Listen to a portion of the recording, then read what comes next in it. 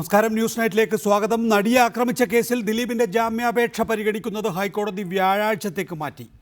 പ്രോസിക്യൂഷന്റെ വാദം പരിഗണിച്ചാണ് കേസ് പരിഗണിക്കുന്നത് മാറ്റിയത്. എന്നാൽ അപേക്ഷ പരിഗണിക്കുന്നത് മാറ്റുന്നതിനെ പ്രതിഭാഗം കോടതിയിൽ എതിർത്തു. ഉച്ചകഴിഞ്ഞ് ഹർജി പരിഗണിച്ചപ്പോൾ തന്നെ സർക്കാരിനു വേണ്ടി ഹാജരായ director general of prosecution Manjeri Sreedharan Nair കേസിനെക്കുറിച്ച് പഠിക്കാൻ കൂടുതൽ സമയം ആവശ്യപ്പെട്ടു. പ്രതിഭാഗം പുതിയ ഹർജി സമർപ്പിച്ച സാഹചര്യത്തിലായിരുന്നു ഇത്. അടിയന്തരമായി കേസ് പരിഗണിക്കണമെന്ന പ്രതിഭാഗത്തിന്റെ ആവശ്യം കോടതി തള്ളി. രാവിലെ 10 മണിയോടെ അഡ്വക്കേറ്റ് കെ രാംകുമാറാണ് ദിലീപിന് വേണ്ടി ജാമ്യാപേക്ഷ സമർപ്പിച്ചത്. കേസിൽ ഗൂഢാലോചനയില്ലെന്ന മുഖ്യമന്ത്രിയുടെ പ്രസ്താവനയും ജാമ്യാപേക്ഷയിൽ ചൂണ്ടിക്കാട്ടിയിട്ടുണ്ട്. കേസിൽ കഴിഞ്ഞ ഏപ്രിലിൽ തന്നെ അന്തിമ റിപ്പോർട്ട് നൽകിയതാണ്. അതിനുശേഷം താൻ ബ്ലാക്ക്മെയിലിംഗിന് പരാതി നൽകിയപ്പോഴാണ് തനിക്കെതിരെ പോലീസ് നീങ്ങി തുടങ്ങിയത്. നിരവധി ക്രിമിനൽ കേസുകളിൽ പ്രതിയായ പൾസർ സുനിയുടെ മാത്രം മൊഴിയുടെ അടിസ്ഥാനത്തിലാണ് തനിക്കെതിരെ പോലീസ് കേസെടുത്തത്. ഇതിൽ ഒരു തെളിവും ഇതുവരെ ലഭിച്ചിട്ടില്ല. തനിക്കെതിരെ 19 തെളിവുകളാണ് പോലീസ് നിരത്തുന്നത്. ഇതിൽ 8 എണ്ണം തന്റെ ഡ്രൈവർ, ജീവനക്കാർ എന്നിവർക്കെതിരെയാണ്. തന്നെ നേരിട്ട് ബന്ധിപ്പിക്കുന്ന ഒരു തെളിവും ലഭിച്ചിട്ടില്ലെന്നും ദിലീപിന്റെ ജാമ്യാപേക്ഷയിൽ പറയുന്നു. റിപ്പോർട്ടർ, കൊച്ചി. ദിലീപിന് ജാമ്യം നിഷേധിച്ചത് സമാന മനസ്കർക്കുള്ള മുന്നറിയിപ്പാണെന്ന് അങ്കമാലി ജുഡീഷ്യൽ മജിസ്ട്രേറ്റ് കോടതി. പ്രതിക്കെതിരെ ഗുരുതര ആരോപണങ്ങളാണ് നിലവിലുള്ളത്. ജാമ്യം ലഭിച്ചാൽ പ്രതി തെളിവ് നശിപ്പിച്ചേക്കാമെന്ന് കോടതി ആശങ്ക പ്രകടിപ്പിച്ചു. ഉത്തരവിന്റെ പകർപ്പ് റിപ്പോർട്ടറിന് ലഭിച്ചു. നടിയെ ആക്രമിച്ച കേസിൽ ദിലീപിന് ജാമ്യം നിഷേധിച്ചുകൊണ്ടുള്ള അങ്കമാലി ജുഡീഷ്യൽ മജിസ്ട്രേറ്റ് കോടതി ഉത്തരവിന്റെ വിശദാംശങ്ങളാണ് ഇപ്പോൾ പുറത്തു വന്നത്. ദിലീപിന് ജാമ്യം നിഷേധിച്ചത് സമാന മനസ്കർക്കുള്ള മുന്നറിയിപ്പാണെന്ന് കോടതി വ്യക്തമാക്കുന്നു. ഇത്തരം കുറ്റകൃത്യങ്ങൾ നിസ്സാരമായി കാണുന്നില്ലെന്ന് കുറ്റവാളികൾ തിരിച്ചറിയണം. ദിലീപിനെതിരായ ആരോപണങ്ങൾ ഗുരുതരമാണ്. പ്രതിക്ക് ജാമ്യം ലഭിച്ചാൽ തെളിവ് നശിപ്പിക്കാൻ സാധ്യതയുണ്ടെന്നും കോടതി നിരീക്ഷിച്ചു. ശനിയാഴ്ചയാണ് ദിലീപിന്റെ ജാമ്യാപേക്ഷ ജുഡീഷ്യൽ മജിസ്ട്രേറ്റ് കോടതി തള്ളിയത്. പ്രോസിക്യൂഷൻ ഉന്നയിച്ച വാദങ്ങൾ തൃപ്തികരമാണെന്ന് കോടതി വിലയിരുത്തി. ഇരയായ പെൺകുട്ടിയുടെ സുരക്ഷാ പശ്ചാത്തലവും പ്രോസിക്യൂഷൻ കോടതിയിൽ അവതരിപ്പിച്ചിരുന്നു. കേസിനെ പറ്റി നവമാധ്യമങ്ങളിൽ നടക്കുന്ന ചർച്ചകൾ ദിലീപിന് അനുകൂലമാക്കാൻ ശ്രമം നടക്കുന്നുണ്ടെന്ന് പ്രോസിക്യൂഷൻ ആരോപിച്ചു. ഇതിനായി സ്വകാര്യ ഏജൻസിയെ ചുമതലപ്പെടുത്തിയത് പ്രതിയുടെ സാമ്പത്തിക സ്വാധീനത്തിന് തെളിവായി പ്രോസിക്യൂഷൻ അവതരിപ്പിക്കുകയായിരുന്നു. ഇക്കാര്യങ്ങളെല്ലാം കണക്കിലെടുത്താണ് ദിലീപിന് അങ്കമാലി ജുഡീഷ്യൽ മജിസ്ട്രേറ്റ് കോടതി ജാമ്യം നിഷേധിച്ചത്. റിപ്പോർട്ടർ, കൊച്ചി. നടിയെ ആക്രമിച്ച കേസിൽ പ്രത്യേക അന്വേഷണ സംഘം MLA-മാരായ അൻവർ സാദത്തിന്റെയും മുകേഷിന്റെയും മൊഴി രേഖപ്പെടുത്തി. MLA ഹോസ്റ്റലിലെത്തിയാണ് അന്വേഷണ സംഘം മൊഴിയെടുത്തത്. അതേസമയം PT തോമസിന്റെ മൊഴിയെടുക്കാൻ അന്വേഷണ സംഘത്തിന് കഴിഞ്ഞില്ല. 21-ന് PT തോമസിന്റെ മൊഴി രേഖപ്പെടുത്തും. കൊച്ചിയിൽ നടി ആക്രമിക്കപ്പെട്ട സംഭവത്തിലാണ് അന്വേഷണ സംഘം MLA-മാരുടെ മൊഴിയെടുത്തത്. രാവിലെ 10:45-ന് MLA ഹോസ്റ്റലിലെത്തിയ അന്വേഷണ സംഘം ആദ്യം രേഖപ്പെടുത്തിയത് അൻവർ സാദത്ത് MLA-യുടെ മൊഴിയാണ്. ദിലീപുമായുള്ള ബന്ധവും ഫോൺ സംഭാഷണങ്ങളും സംബന്ധിച്ച കാര്യങ്ങളും മാത്രമാണ് അന്വേഷണ സംഘം ചോദിച്ചറിഞ്ഞതെന്ന് അൻവർ സാദത്ത് പറഞ്ഞു. ഒരു സ്റ്റേറ്റ്മെന്റ് എൻ്റെ അറിവിലുള്ള കാര്യങ്ങൾ പറഞ്ഞു കൊടുത്തു. അപ്പോൾ സ്വാഭാവികമായിട്ട് അറിയാലോ, ഫോൺ കോൾ വന്നപ്പോൾ പിന്നെ ഇങ്ങനെ ഒരു വിവാദമൊക്കെ ആയി കഴിഞ്ഞപ്പോൾ പോലീസിന് എടുക്കേണ്ടി വരും എന്ന് മനസ്സിലാക്കിയത്. അതൊക്കെ ചോദിച്ചു. സാമ്പത്തിക ഇടപാട് എന്തെങ്കിലും ഉണ്ടോ എന്ന് ചോദിച്ചു. ഞാൻ പറഞ്ഞു എനിക്ക് ദിലീപുമായി യാതൊരു സാമ്പത്തിക ഇടപാടില്ല എന്ന് തന്നെ പറഞ്ഞു. പിന്നീട് 11:45-ഓടെയാണ് MLA മുകേഷിന്റെ മൊഴിയെടുത്തത്. പൾസർ സുനി ഡ്രൈവറായിരുന്നപ്പോഴുള്ള കാര്യങ്ങൾ മാത്രമാണ് തന്നോട് ചോദിച്ചതെന്ന് മുകേഷ് MLA പറഞ്ഞു. പ്രത്യേകം തയ്യാറാക്കിയ ചോദ്യാവലി അനുസരിച്ചാണ് മുകേഷിനോട് അന്വേഷണ സംഘം വിവരങ്ങൾ ചോദിച്ചറിഞ്ഞത്. മുകേഷിന്റെ മൊഴിയെടുക്കൽ 3 മണിക്കൂറും നീണ്ടുനിന്നു. ഉച്ചയ്ക്ക് ശേഷം PT തോമസ് MLA-യുടെ മൊഴി രേഖപ്പെടുത്താൻ അന്വേഷണ സംഘം MLA ഹോസ്റ്റലിലെത്തിയെങ്കിലും സ്പീക്കറുടെ ഓഫീസ് അനുമതി നിഷേധിക്കുകയായിരുന്നു. സ്പീക്കറുടെ അനുമതി വാങ്ങാതെ MLA ഹോസ്റ്റലിൽ പ്രവേശിച്ച് MLA-മാരുടെ മൊഴിയെടുത്തതാണ് അനുമതി നിഷേധിക്കാനുള്ള കാരണം. അനുമതി വാങ്ങാതെ MLA ഹോസ്റ്റലിൽ പോലീസ് പ്രവേശിച്ചിട്ടുള്ള അതിർത്തി സ്പീക്കറുടെ ഓഫീസ് DGP അറിയിക്കും. ചീഫ് മാർഷലിനോട് സ്പീക്കർ വിശദീകരണവും ആവശ്യപ്പെട്ടിട്ടുണ്ട്. ഈ മാസം 21-ന് PT തോമസിന്റെ മൊഴി അന്വേഷണ സംഘം രേഖപ്പെടുത്തും. അരുൺ രാജ്, റിപ്പോർട്ടർ, തിരുവനന്തപുരം. ഈ വിഷയത്തിൽ നമ്മോടൊപ്പം അഡ്വക്കേറ്റ് ജയശങ്കർ, മുൻ SP സുഭാഷ് ബാബു, അമ്പിളി തുടങ്ങിയവരാണ് വിവിധ സ്റ്റുഡിയോകളിൽ. ടെലിഫോൺ ലൈനിൽ വിവിധ രാഷ്ട്രീയ പാർട്ടി പ്രതിനിധികളെയും പ്രതീക്ഷിക്കുന്നു. ആദ്യം ശ്രീ സുഭാഷ് ബാബു, നോക്കൂ, ഇപ്പോൾ ഏറ്റവും പ്രധാനപ്പെട്ടത് മൊബൈൽ ഫോണുകളാണ്. അപ്പുണ്ണിക്ക് 4 മൊബൈൽ ഫോണുണ്ട്, 5 സിം കാർഡുണ്ട്. അതിലൊന്ന് സ്ഥിരമായി ദിലീപാണ് ഉപയോഗിക്കുന്നത്. അപ്പുണ്ണിയുടെ പേരിലുള്ള ഈ മൊബൈൽ ഫോൺ അന്വേഷണ സംഘത്തെ സംബന്ധിച്ചിടത്തോളം നിർണായകമാണ്. ഈ മൊബൈൽ കണ്ടെടുക്കണം, അങ്ങനെയൊക്കെയുള്ള കാര്യങ്ങളാണ് ഇപ്പോൾ നടക്കുന്നത്. അപ്പോഴാണ് അപ്പുണ്ണി ഒളിവിൽ പോയൊരു പ്രത്യേക സാഹചര്യവുമുള്ളത്. അപ്പുണ്ണിയെ പിടിക്കുന്നതിന് മുമ്പ് ദിലീപിന് ജാമ്യത്തിൽ പോകണം എന്നുമാണ് പറയുന്നത്. വളരെ പ്രധാനപ്പെട്ട തെളിവുകൾ കിട്ടാതെ ഇനിയിപ്പോൾ കാവ്യ മാധവനെയും അമ്മയെയും ചോദ്യം ചെയ്തിട്ടും കാര്യമില്ല എന്ന നിലയിൽ പോലീസ് എത്തി നിൽക്കുന്നു. അതായത് പോലീസ് ഉദ്ദേശിക്കുന്ന പ്രധാനപ്പെട്ട തെളിവ് എന്ന് പറയുന്നത് ഈ മൊബൈൽ ഫോണുകളായി മാറുന്നത് എങ്ങനെ?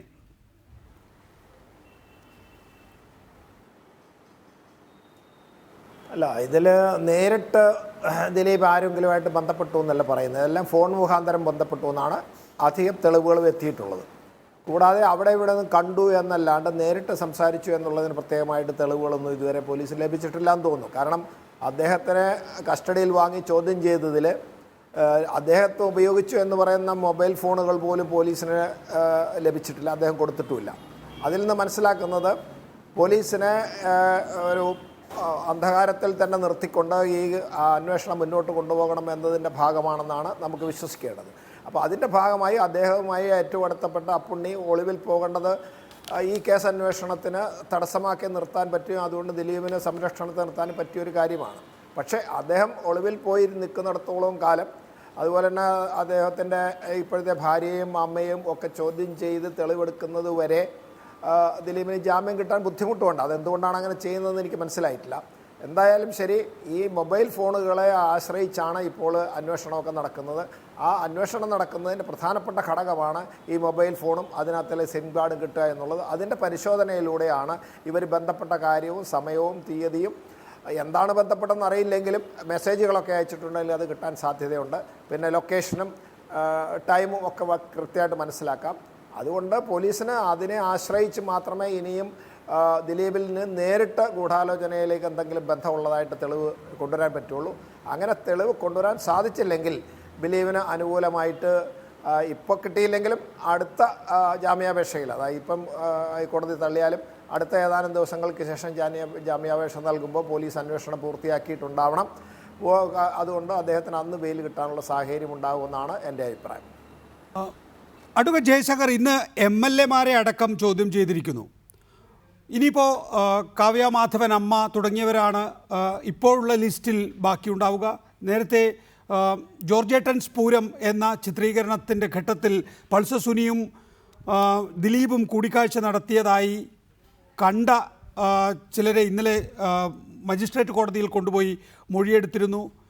ജാമ്യം നിഷേധത്തിന് മജിസ്ട്രേറ്റ് കോടതി പറഞ്ഞിട്ടുള്ളത് കുറ്റകൃത്യം ഗൗരവതരമാണ്, സമാന മനസ്കർക്ക് ശക്തമായ സന്ദേശം നൽകാൻ വേണ്ടിയാണ് ജാമ്യം നിഷേധിക്കുന്നത് എന്നാണ്. അങ്ങനെ ഒരു കുറ്റകൃത്യത്തിൻ്റെ കൃത്യമായ വേരുകൾ തേടി പോകാൻ പോലീസിന് കഴിഞ്ഞിട്ടുണ്ട് എന്ന് പത്രമാധ്യമ വാർത്തകളിലൂടെ താങ്കൾക്ക് മനസ്സിലാകുന്നുണ്ടോ? അല്ല, പോലീസിനെ സംബന്ധിച്ചുള്ള എല്ലാ സാധ്യതകളും പരിശോധിക്കേണ്ട അവരുടെ അന്വേഷണത്തിൻ്റെ ഭാഗമാണ്. ഇനിയിപ്പോൾ ഏതെങ്കിലും ഒന്നോ രണ്ടോ സാക്ഷികളെ കണ്ട് ചോദ്യം ചെയ്തില്ലെങ്കിൽ, ഇപ്പോൾ MLA അൻവർ സാദത്ത് അദ്ദേഹത്തോട് വളരെ അടുപ്പമുള്ള ഒരാളാണ്, അദ്ദേഹത്തിൻ്റെ സുഹൃത്താണ്. അപ്പോൾ എന്തുകൊണ്ട് അൻവർ സാദത്തിനെ കണ്ട് ചോദ്യം ചെയ്തില്ല? അൻവർ സാദത്തുമായിട്ട് നിരവധി തവണ ഫോണിൽ വിളിച്ചിട്ടുണ്ട്, അൻവർ സാദത്ത് നേരിൽ കണ്ട് സംസാരിച്ചിട്ടുണ്ട്. ഇങ്ങനെയൊക്കെയുള്ള സാഹചര്യത്തിൽ അൻവർ സാദത്തിൻ്റെ മൊഴിയെടുക്കുന്നത് സ്വാഭാവികമാണ്. അതുപോലെ മുകേഷിൻ്റെ കാര്യത്തിൽ, മുകേഷിൻ്റെ ഡ്രൈവറായിരുന്നു പൾസർ സുനി എന്നുള്ളതുകൊണ്ട് മുകേഷിൻ്റെ സ്റ്റേറ്റ്മെൻറ്റ് വളരെ പ്രധാനപ്പെട്ടായിരിക്കും. ഇവരെ കോടതിയിൽ വിസ്തരിക്കേണ്ട നിർബന്ധമില്ല, അവരുടെയൊക്കെ സ്റ്റേറ്റ്മെൻറ്റുകൾ എടുക്കേണ്ടത് അനിവാര്യമാണ്. അപ്പോൾ അതിൻ്റെ ഭാഗമായിട്ടുള്ള അന്വേഷണമാണ് ഇപ്പോൾ നടന്നുകൊണ്ടിരിക്കുന്നത്. പിന്നെ മൊബൈൽ ഫോണിനെ സിം കാർഡിനെ സംബന്ധിച്ചുള്ള അന്വേഷണം മറുഭാഗത്ത് കൂടി നടക്കുന്നു. അപ്പോൾ പോലീസ് അവരാൽ കഴിയുന്ന രീതിയിലുള്ള എല്ലാ പരിശ്രമങ്ങളും നടത്തുന്നുണ്ട് എന്ന് വേണം നമുക്ക് മനസ്സിലാക്കാൻ. ഞാൻ കരുതുന്നത് അന്വേഷണം ശരിയായ ദിശയിലാണ് മുന്നോട്ട് പോകുന്നത്. ഏതാനും ദിവസങ്ങൾക്കുള്ളിൽ തന്നെ ദിലീപിനെ കൂടി ഉൾപ്പെടുത്തി വിശദമായ ചാർജ് ഷീറ്റ് കൊടുക്കാൻ അന്വേഷണ ഉദ്യോഗസ്ഥർക്ക് സാധിക്കും എന്നാണ് വിചാരിക്കുന്നത്. തുടരുക. ശ്രീ സുഭാഷ് ബാബു, താങ്കളിലേക്ക് തന്നെ. പൾസർ ജയിലിൽ വെച്ച് അപ്പുണ്ണിയുടെ മൊബൈലിലാണ് വിളിച്ചത്. അങ്ങനെയാണ് രാത്രി 12 മണിക്ക് പോലും അങ്ങോട്ടേക്കൊരു ഫോൺ കോൾ ഉണ്ടായത്. അത് ദിലീപ് തന്നെയാണ് യഥാർത്ഥത്തിൽ വിളിച്ചത്. 20 ദിവസം മുമ്പ് വരെ, അതായത് ദിലീപ് പോലീസിന് ഗൂഢാലോചന സംബന്ധിച്ച പരാതി നൽകുന്നതിന് 20 ദിവസം മുമ്പ് വരെ ഈ നിലയിൽ പൾസർ സുനിയും ദിലീപിൻ്റെ ഫോണോ അല്ലെങ്കിൽ അപ്പുണ്ണിയുടെ ഫോണും തമ്മിൽ കണക്ഷൻ ഉണ്ടായിരുന്നു എന്നുള്ളതാണ്. ഇപ്പോൾ രാംകുമാർ കോടതിയിൽ പറയുന്നത് ചില ടവർ ലൊക്കേഷനുകൾ മാത്രമാണ് ഇതിൻ്റെ തെളിവായി കോടതി ചൂണ്ടിക്കാണിക്കുന്നത്, അല്ലെങ്കിൽ പോലീസ് ചൂണ്ടിക്കാണിക്കുന്നത്, പ്രോസിക്യൂഷൻ ചൂണ്ടിക്കാണിക്കുന്നതെന്നാണ്. അതിനപ്പുറത്തേക്ക് പോകാൻ കഴിയുന്നില്ല എന്നുള്ളതൊരു വാസ്തവം തന്നെയല്ലേ? ഇവിടെ ഈ പറയുന്ന 4 ഫോണുകൾ, ഒരു സിം കാർഡ്, നമുക്കറിയാം പ്രതീഷ് ചാക്കോയുടെ കയ്യിൽ പൾസർ സുനി ഏൽപ്പിച്ചു എന്ന് പറയുന്ന ഈ തൊണ്ടി മുതൽ, ഇതെല്ലാം പിടിച്ചെടുക്കാൻ കഴിഞ്ഞാലല്ലാതെ ഈ കേസിൽ എന്തെങ്കിലും വലിയ ഒരു തീർപ്പ് കൽപ്പിക്കാൻ പോലീസിന് കഴിയുമെന്ന് വിചാരിക്കുന്നുണ്ടോ? 90 ദിവസം എന്ന് പറയുന്നത് നമ്മുടെ പോലീസിൻ്റെ മുന്നിലുണ്ട് എങ്കിൽ തന്നെയും ആ ദിവസങ്ങൾക്കുള്ളിൽ ഈ പറയുന്ന കാര്യങ്ങൾ പിടിച്ചെടുക്കണം. ഇപ്പോൾ പ്രതീഷ് ചാക്കോയുടെ കയ്യിലുണ്ട് എന്ന് കരുതുന്ന മൊബൈൽ ഫോൺ ദിലീപ് വിദേശത്തേക്ക് കടത്തിയെന്നാണ് പറയുന്നത്. ഇതൊരുപക്ഷെ നശിപ്പിച്ചേക്കാൻ പോലും ഇടയുണ്ട്. അങ്ങനെയുള്ള സാഹചര്യങ്ങളിൽ ഇത്തരം തൊണ്ടികൾ പ്രത്യേകിച്ച് ദിലീപിനെ പോലെ ഒരാളാണ് ഇതിൻ്റെയൊക്കെ കസ്റ്റോഡിയനായി കാണുന്നത്. ദിലീപിനെ ചോദ്യം ചെയ്യുമ്പോൾ സ്വാഭാവികമായും ചില പരിമിതികൾ പോലീസിനെ സംബന്ധിച്ചിടത്തോളം ഉണ്ട്. ഇതൊക്കെ കണ്ടെടുക്കാൻ കഴിയും എന്നുള്ളത് ഒരു വലിയ വെല്ലുവിളി തന്നെയല്ലേ, കഴിയുമോ ഇല്ലയോ എന്നതിനപ്പുറത്തേക്ക്?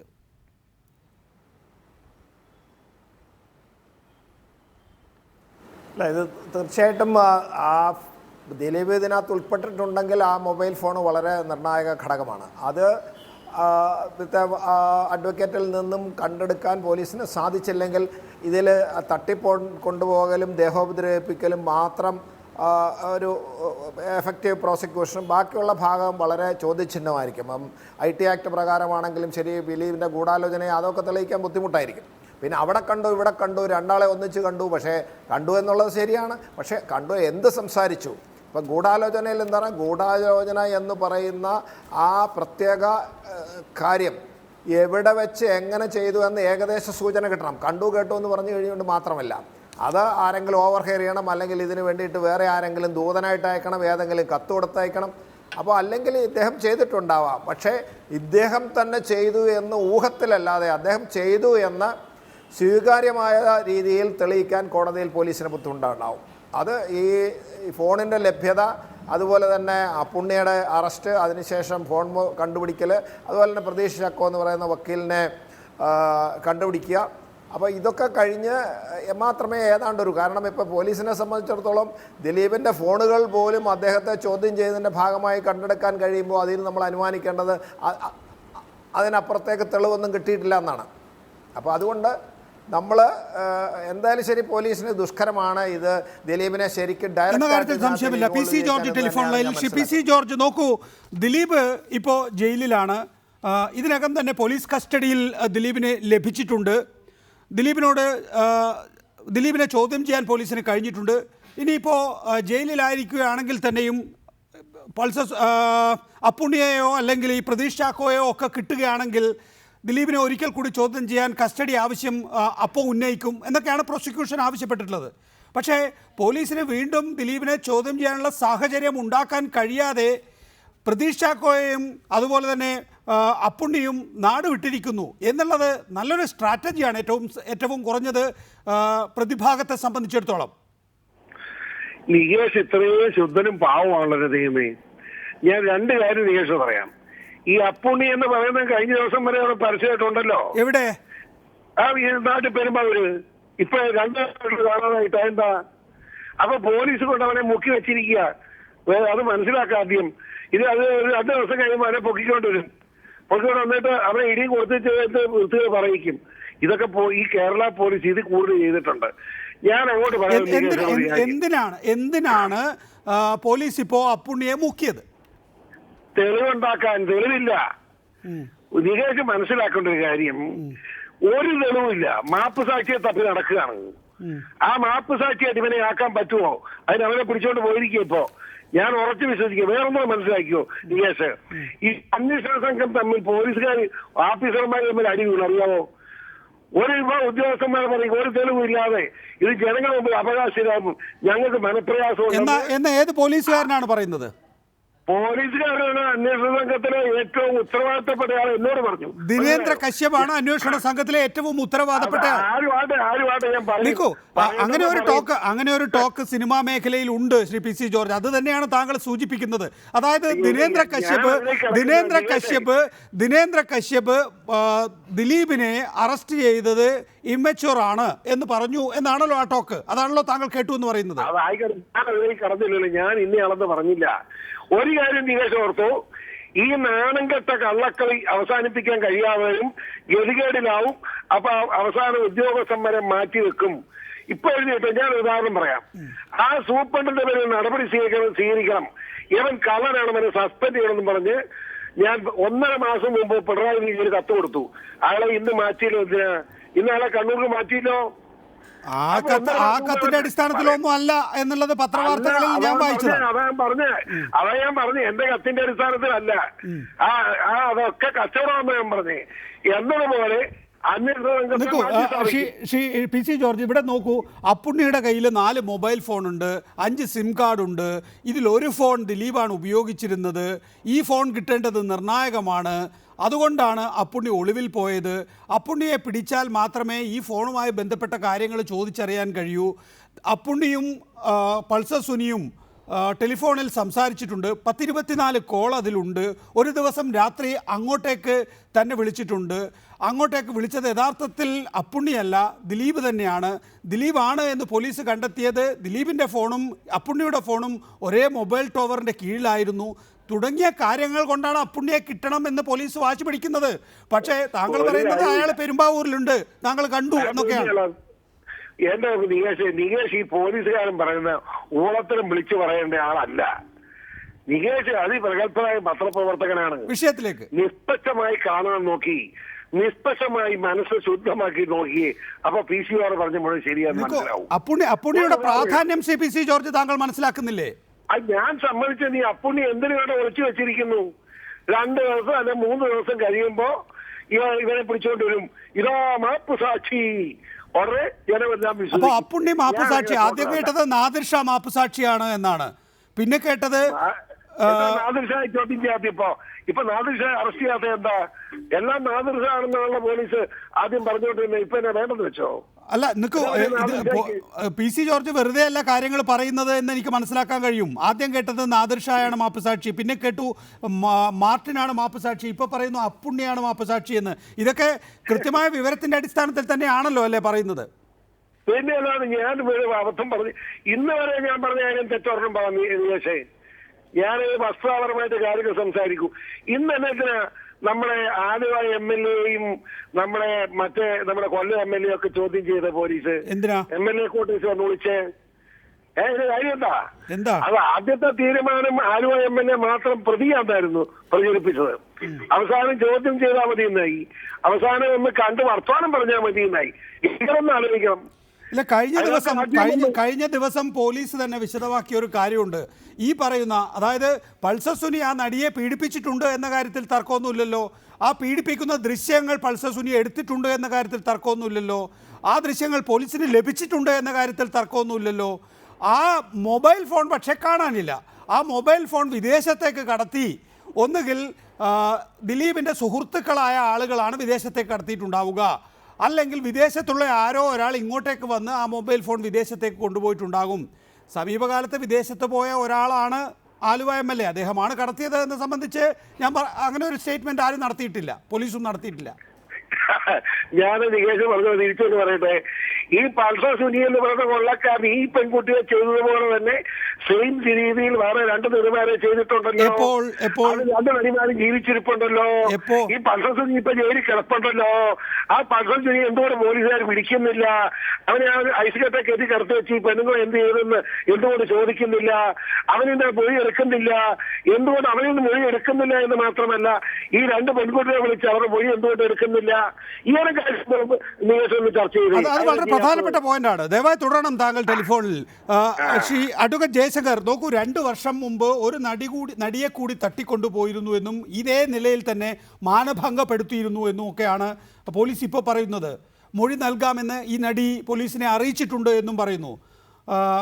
ആ മാനഭംഗപ്പെടുത്തൽ വിജയകരമായതുകൊണ്ടാണ് പോലും പൾസർ സുനിയെ തന്നെ ദിലീപ് ഈ കൃത്യം ഏൽപ്പിച്ചത്. ഇപ്പോൾ കേൾക്കുന്ന 2-3 കാര്യങ്ങളിൽ ഏറ്റവും പ്രധാനപ്പെട്ടത് അതാണ്.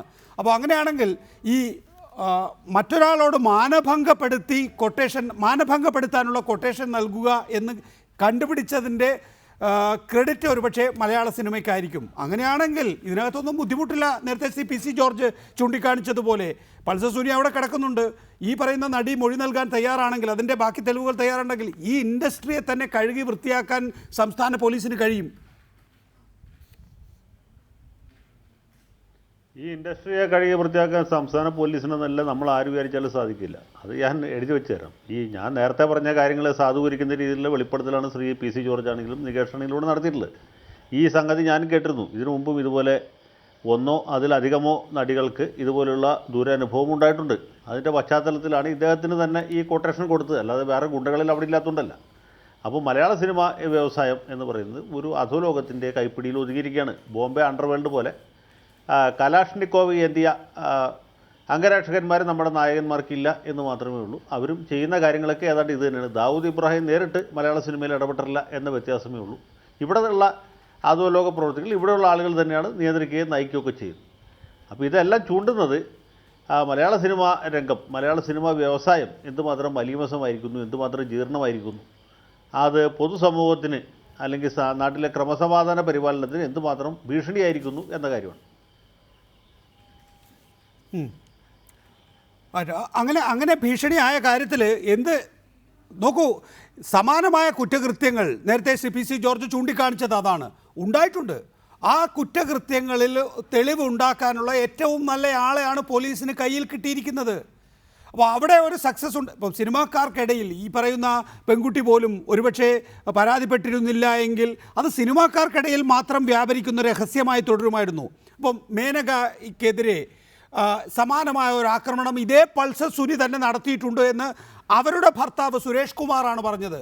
സുരേഷ് കുമാർ പറയുന്നത് അന്ന് ഞാൻ പോലീസിൽ പരാതി നൽകിയിട്ടുണ്ടായിരുന്നു, പക്ഷെ കാര്യങ്ങൾ നീങ്ങിയില്ല. പക്ഷെ എന്തുകൊണ്ട് കാര്യങ്ങൾ നീങ്ങാത്തപ്പോൾ അത് നീക്കാൻ വേണ്ടി സുരേഷ് കുമാറിനെ പോലുള്ളവർ രംഗത്ത് വന്നില്ല എന്നുള്ള ചോദ്യം എവിടെയാണ് ഉത്തരം കണ്ടെത്തി നിൽക്കുന്നതെന്ന് അറിയില്ല. പക്ഷേ ഇങ്ങനെയുള്ള അതിക്രമങ്ങൾ സമാനമായ വിധത്തിൽ പല നടിമാർക്കും അനുഭവിക്കേണ്ടി വന്നിട്ടുണ്ട് എന്നുള്ളത് കൊണ്ടാണ് ഇങ്ങനെ ഒരു കൊട്ടേഷൻ നിലവിലുണ്ട് എന്നും ഈ ആൾ എൻ്റെ കുടുംബത്തിൽ കയറി ഇടപെട്ട ആളാണ് എന്നും അതുകൊണ്ട് അതേപോലുള്ള ഒരു ആക്രമണം അവർക്കെതിരെ ഉണ്ടാകണമെന്നും ഇതിൽ ഗൂഢാലോചന നടത്തിയ ആരോ ഒരാൾ വിചാരിച്ചിട്ടുണ്ടാവുക, അത് ദിലീപാണ് എന്നാണ് ഇപ്പോൾ പോലീസ് പറയുന്നത്. അതുകൊണ്ട് കഴുകി വൃത്തിയാക്കാൻ എളുപ്പമാണ്. കൃത്യമായ നടപടിയെടുക്കുകയാണെങ്കിൽ നട്ടെല്ലുള്ള പോലീസ് സംസ്ഥാനത്തുണ്ട് എങ്കിൽ. അല്ല, ഇത് ഒറ്റപ്പെട്ട സംഭവമല്ല എന്ന് പറയുമ്പോൾ എന്തായിരിക്കും സ്ഥിതി? ഇതുപോലെ മറ്റാളുകളും ഇതുപോലെ വേറെ ഗുണ്ടകളും, ഒരു പൾസർ സുനി മാത്രമല്ലല്ലോ, മലയാള സിനിമയുമായി ബന്ധപ്പെട്ട് വേറെയും അധോലോക പ്രവർത്തകരുണ്ട്, വേറെ മാഫിയ സംഘങ്ങളുണ്ട്. ഇപ്പോൾ പൾസർ സുനിയെ സംബന്ധിച്ച് സുരേഷ് കുമാർ നടത്തുന്ന വെളിപ്പെടുത്തൽ ഞാൻ കേട്ടിരുന്നു. അദ്ദേഹം പറഞ്ഞത് മേനകയെ ഉദ്ദേശിച്ചായിരുന്നില്ല ആ ഓപ്പറേഷൻ, അതിൽ അവർ കാത്തു നിന്ന ഒരു വേറൊരു യുവ നടിയായിരുന്നു.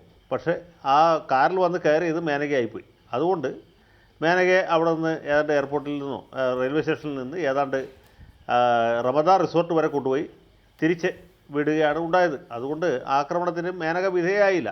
പക്ഷേ ഇതിൽ സംശയം തോന്നിയിട്ട് സുരേഷ് കുമാർ ഒരു പരാതി നൽകി. ആ പരാതിയിൽ നമ്മുടെ പോലീസ് പ്രത്യേകിച്ച് ഒരു നടപടി എടുത്തില്ല, അതങ്ങനെ അങ്ങോട്ട് പോയി.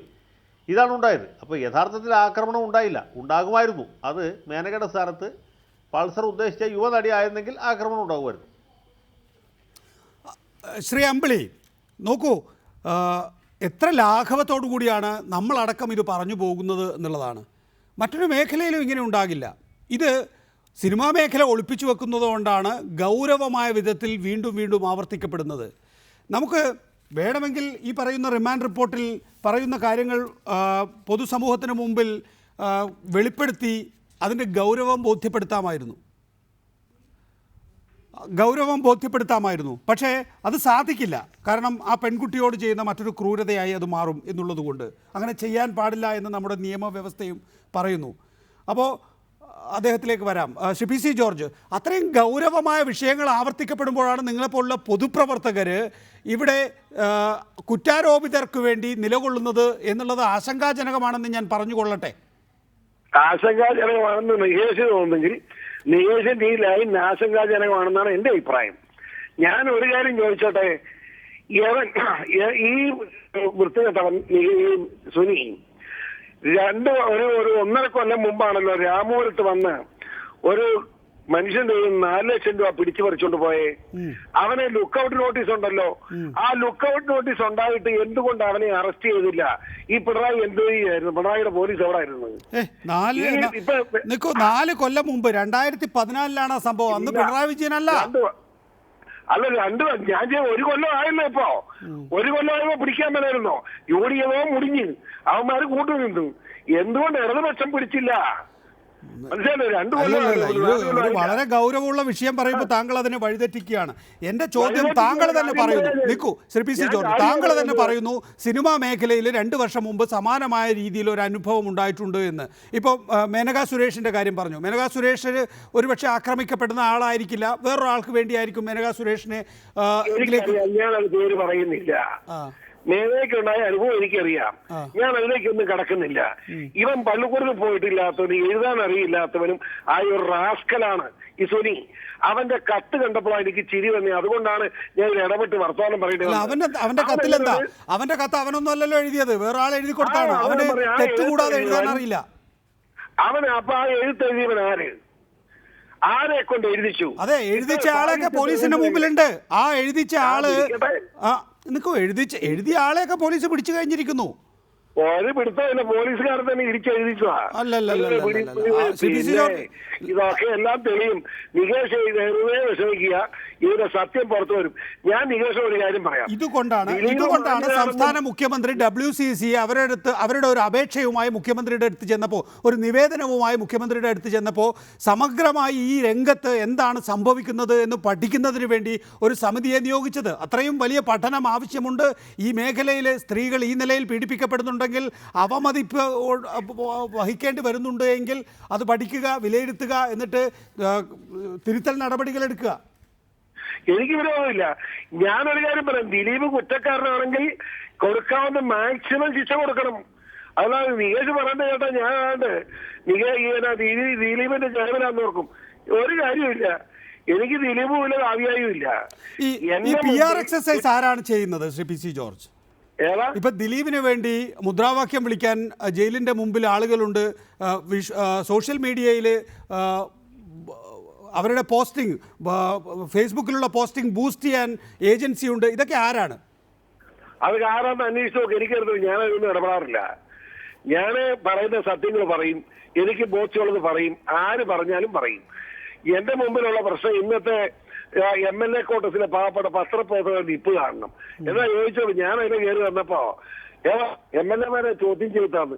തമാശ രൂപത്തിലാണ് ഈ MLA-മാർ അതിനെ കണ്ടത്. അതെങ്ങനെയാണ് തമാശ നിലക്ക് കാണാൻ കഴിയുക? അൻവർ സാദത്ത് ദിലീപുമായി സൗഹൃദം ഏത് നിലയിലാണ്? ദിലീപുമായിട്ടുള്ള സൗഹൃദം, അതുപോലെ ഫോൺ സംഭാഷണം ഏത് നിലയിലാണ്? കൂടിക്കാഴ്ചകൾ എങ്ങനെ ഉണ്ടായി? സാമ്പത്തിക ഇടപാടുകൾ ഉണ്ടോ? വിദേശയാത്രകൾ ആർക്ക് വേണ്ടിയാണ്? തുടങ്ങിയ കാര്യങ്ങൾ ചോദിക്കാനാണ് വന്നത് അവിടെ പോലീസ്. ഞാൻ ചോദിച്ചു.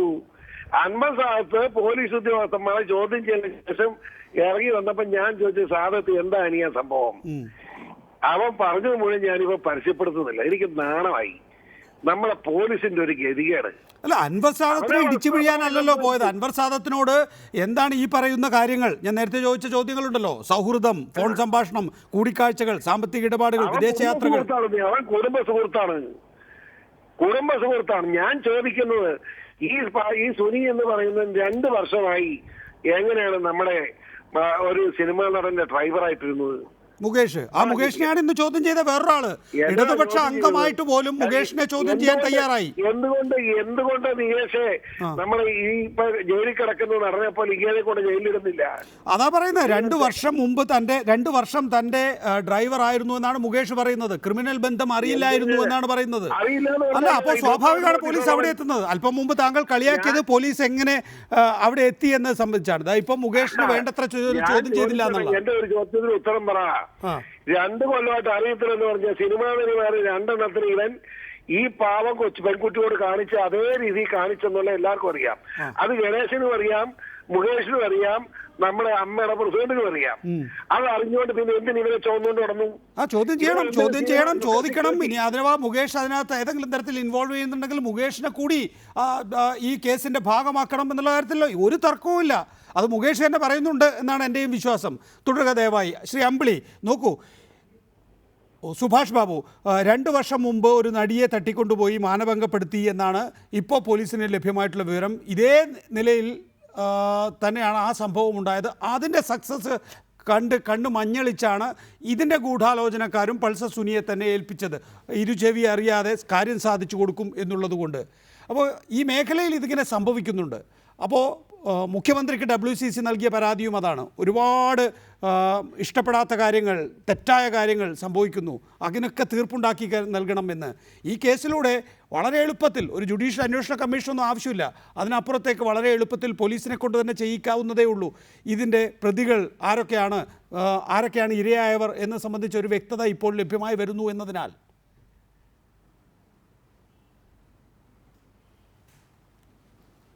അല്ല, ഇതിൽ നേരത്തെ പൾസർ സുനി ഇതേമാതിരി രണ്ടാളെ തട്ടിക്കൊണ്ട് പോയിട്ടുണ്ടെങ്കിൽ അദ്ദേഹം തന്നെ മൂന്നാമതൊരെണ്ണം ശ്രമിച്ചു കൂടെ?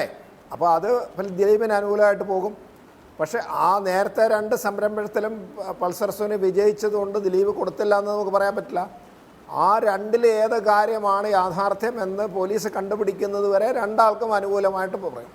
പ്രതിഭാഗവും പറയും, അത് പ്രോസിക്യൂഷൻ ഭാഗവും പറയും, ജനങ്ങളും പറയും. പക്ഷേ അത് തെളിയിക്കപ്പെട്ട് കൊണ്ടുവരിക എന്നുള്ള വിഷമകരമായ പണി പോലീസിനാണ്.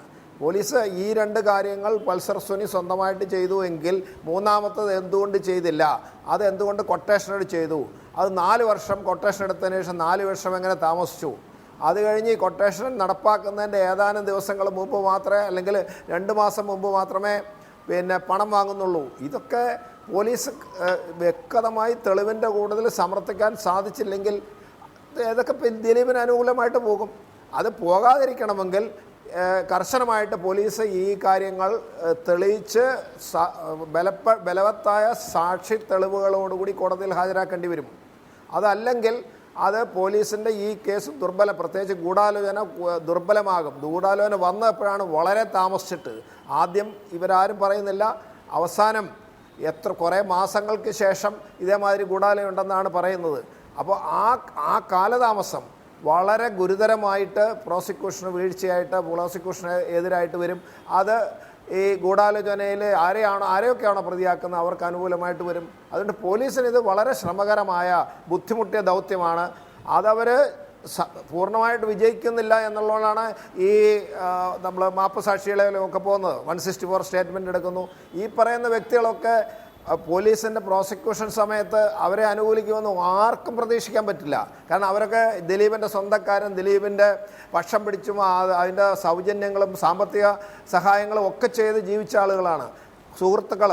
അവർ പോലീസിന് അനുകൂലമായിട്ട് പ്രോസിക്യൂഷന് മാപ്പ് സാക്ഷിയാവുന്ന ആരെങ്കിലും പ്രതീക്ഷിക്കുമോ? അത് പോലീസ് പിടിച്ചു നിൽക്കാൻ വേണ്ടി ചില പിടിവെള്ളൽ ഉണ്ടാക്കാതെ പറ്റില്ല, അതിന് ചെയ്യുന്നതാണ്. അതിന് നമുക്ക് പോലീസിനെ കുറ്റം പറയാൻ പാടില്ല. ശ്രീ അമ്പിളി, പോലീസ് മാനഭംഗം നമുക്കറിയാം. മാനഭംഗം എന്ന് പറയുന്നത് ഈ ലോകത്ത് നമ്മൾ കേട്ടിട്ടുള്ള ഏറ്റവും ക്രൂരമായിട്ടുള്ള മനുഷ്യൻ്റെ പ്രവൃത്തിയാണ്. അത് മനുഷ്യന് മാത്രം ചെയ്യാൻ കഴിയുന്ന കാര്യമായിട്ടാണ്. അതുകൊണ്ടാണ് മനുഷ്യനാണ് ലോകത്തെ മൃഗങ്ങളിൽ ഏറ്റവും നീചൻ എന്ന് പറയുന്നത്. നോക്കൂ, മലയാള സിനിമ കണ്ടുപിടിച്ചിരിക്കുന്നത് മാനഭംഗത്തിന് കൊട്ടേഷൻ കൊടുക്കുക എന്നുള്ളതാണ്. ഏറ്റവും വഷളനായ ഒരാളെ കൊണ്ട് അത് ചെയ്യിക്കുക എന്നുള്ളതാണ്. അതാണ് സിനിമയിൽ നമ്മൾ പൾസർ സുനി ഈയിടെ ഒരു നടിക്കെതിരെ നടത്തിയത് എന്നുള്ളതാണ് നാം കേട്ടതെങ്കിൽ, അതല്ല ഇതിൻ്റെ റെട്രോസ്പെക്റ്റീവ് എഫക്റ്റിൽ മറ്റു ചില സംഭവങ്ങൾ കൂടിയുണ്ട് എന്നാണ് ഇപ്പോൾ തെളിഞ്ഞു വരുന്നത്. മലയാള സിനിമ അത്ര നീചമായിരുന്നോ, അല്ലെങ്കിൽ നീചമാണോ?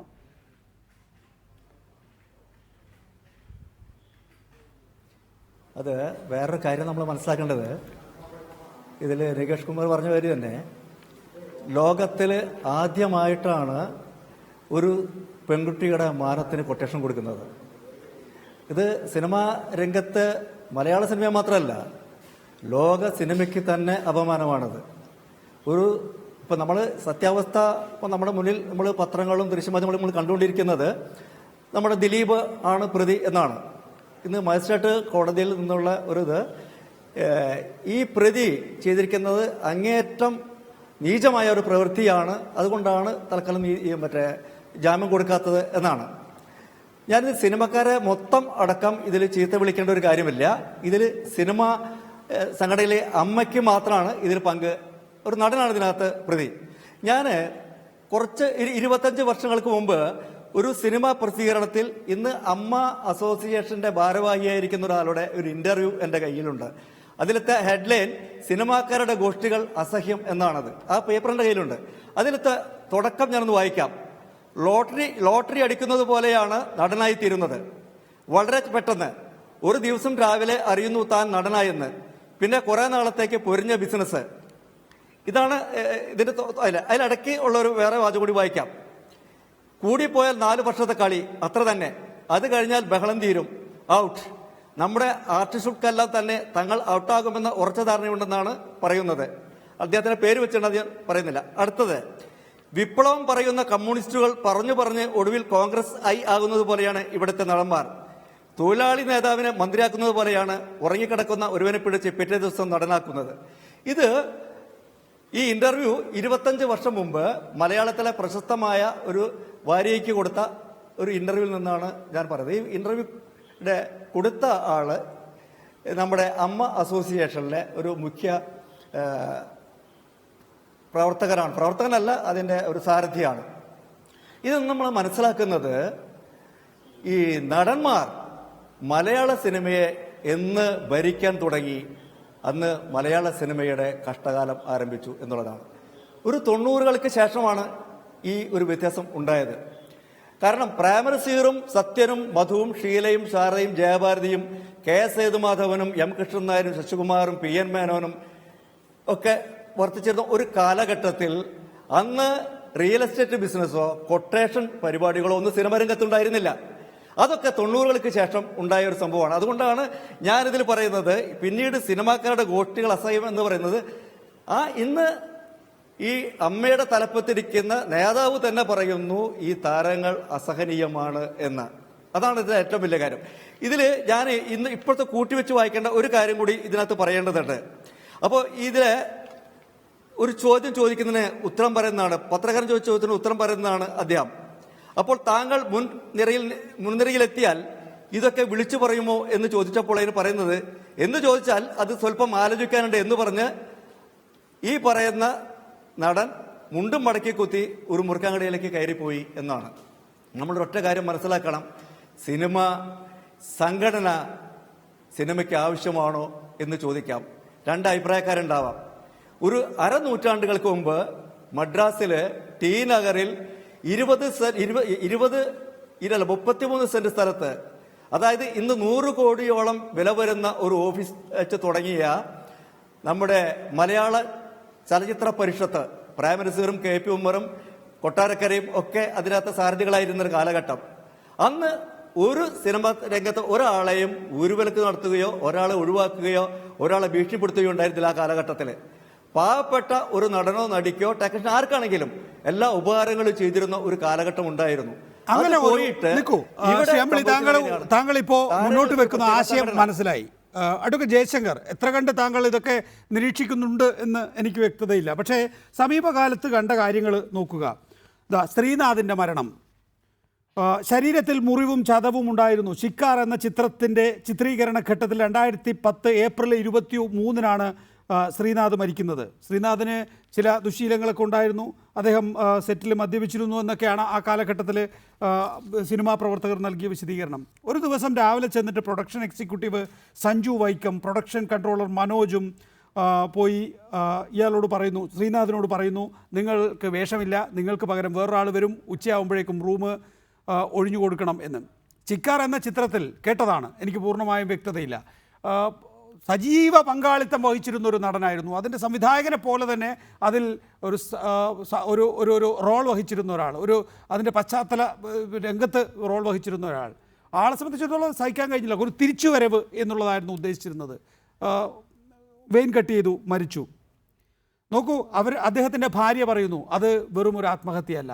അമ്മയിലെ ഒരാൾ പോലും അങ്ങോട്ട് തിരിഞ്ഞു നോക്കിയില്ല. നോക്കൂ, ശ്രീനാഥിനെ പോലെ ഒരു നടൻ മരിച്ചു കിടക്കുമ്പോൾ ഒരു പ്രമുഖ നടൻ പോലും അവിടെ എത്തിയില്ല എന്നുള്ളൊരവസ്ഥ.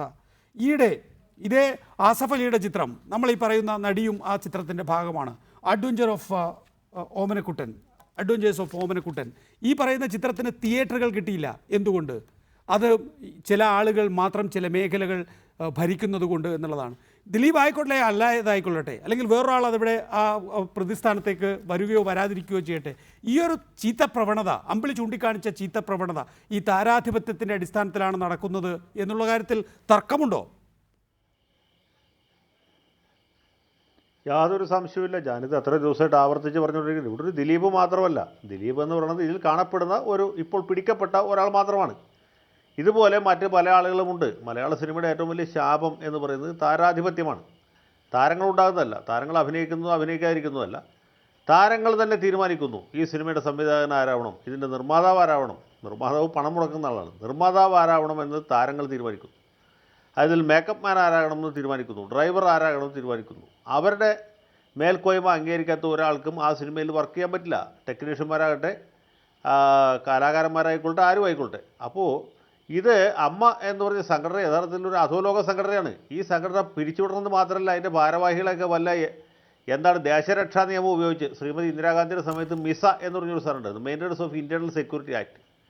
അത് ഇപ്പോൾ ഇല്ല, ജനതാ പാർട്ടി ഗവൺമെൻറ് വന്നപ്പോൾ അത് നിർത്തലാക്കി. സത്യത്തിൽ ആ ആക്ട് റിവൈവ് ചെയ്ത് അല്ലെങ്കിൽ ടാഡ പോലെയുള്ള ഏതെങ്കിലും ഒരു ഭീകരവാദ വിരുദ്ധ ആ നിയമം റിവൈവ് ചെയ്ത് അതിൻ്റെ കീഴിൽ ഇവരെ കരുതൽ തടങ്കലിൽ ജയിലിലാക്കണം. എന്നാലേ സിനിമ ഇല്ലെങ്കിലും കുഴപ്പമില്ല, മനുഷ്യർക്ക് ജീവിക്കണ്ടേ.